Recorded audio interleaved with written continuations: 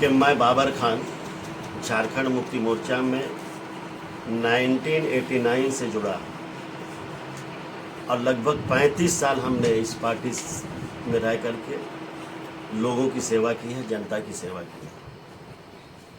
और झारखंड मुक्ति मोर्चा में मुझे सबसे पहले स्वर्गीय दुर्गा सोरेन ने कोऑपरेटिव कॉलेज का जब मैं छात्र था तो हमको जिला का मुख्य संयोजक मनोनीत किया गया था।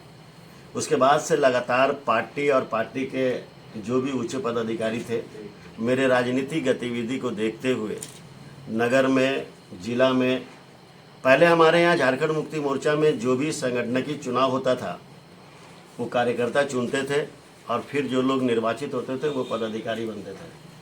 हम नगर में भी चुन करके आए, जिला में भी चुन करके आए। उसके बाद फिर हम केंद्र में सचिव भी रहे, अल्पसंख्यक प्रकोष्ठ के महासचिव भी रहे और लगभग 35 साल हमने कहा है कि पार्टी में हमने सेवा दिया है।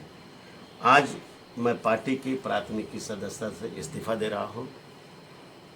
कारण स्पष्ट है कि अब गुरुजी के विचार वाली संगठन नहीं रह गया, हेमंत सोरेन का विचारों वाला संगठन नहीं है, क्योंकि संगठन चलाने की जिम्मेदारी जिनको दी गई है वो लोग सब चपलोसीबाज हैं और चपलोसी करके अपना स्थान बना करके जो कार्यकर्ताओं से लेकर के नेताओं को एक तरह से अपमानित किया जा रहा है, जिस कारण मैं पार्टी से इस्तीफा दे रहा हूं।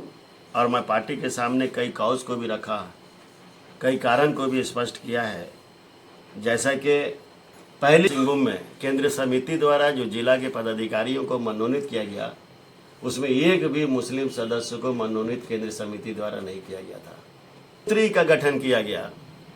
पहली बार ये देखा गया कि जिला में एक भी मुस्लिम को मनोनीत नहीं किया गया। समिति में एक भी सदस्य जो हमारे जमशेदपुर पश्चिम विधानसभा क्षेत्र में आते हैं, जहां 40% मुस्लिम आबादी रहती है, एक भी मुस्लिम सदस्य को केंद्रीय समिति में शामिल नहीं किया था कि जिस तरह गौ आयोग का गठन किया गया है, मॉब लिंचिंग पर भी एक कानून आना चाहिए और ऐसा कानून आना चाहिए कि सबकी जान की रक्षा होनी चाहिए।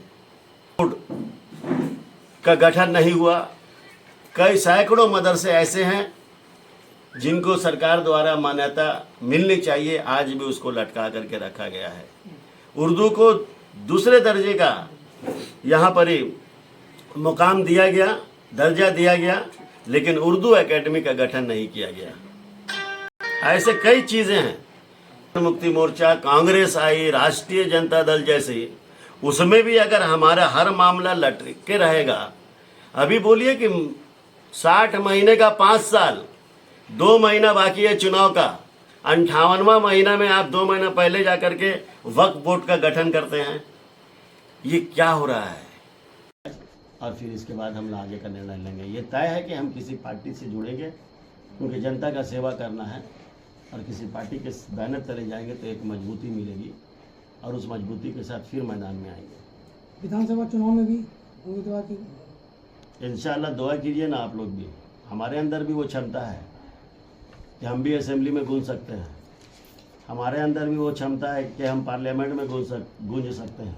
तो अधिकार सबको देश का संविधान दिया है चुनाव लड़ने का लिए, और हम भी इंशाल्लाह वैसा समय आया तो लड़ेंगे और आप लोगों को बताएंगे इंशाल्लाह।